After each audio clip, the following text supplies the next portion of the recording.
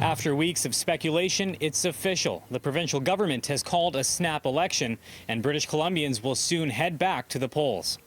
A few hours ago, I met with the Lieutenant Governor of British Columbia, Janet Austin, and she has granted my request to dissolve the Legislative Assembly, and the general election will be held in British Columbia on Saturday, October 24th. John Horgan making the official announcement Monday morning in Langford. The election was originally scheduled for October 2021, but will now take place 1 year early during a global pandemic. For 12 months to wait for the next election seems to me to be time wasted, when we could all be rolling up our sleeves and focusing on the things that matter most to British Columbians. The call comes just a few weeks after an Angus Reid poll put Horgan's approval rating at 69%, the highest of all Canadian premiers. Critics slamming the snap election, calling it an irresponsible ploy to capitalize on Horgan's current popularity and turn the minority NDP government into a majority. Why do we need the upset and turmoil of a general election? And the answer is we don't.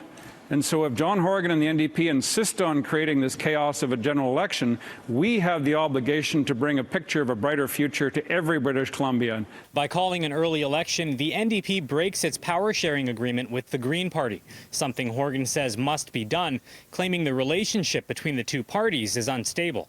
I cannot imagine 12 more months of bickering, 12 more months of not knowing whether a bill would pass the legislature because of uncertainty in numbers. I think the best way forward is to resolve that now. Let's be clear. This is about him and his party putting their fortunes ahead of British Columbians at a time when people are worried about their jobs, their financial security, their children, and their health.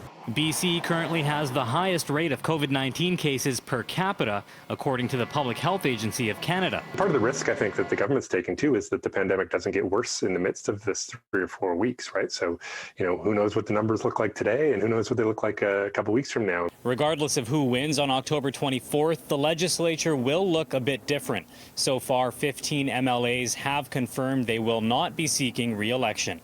In Vancouver, Travis Prasad, City News.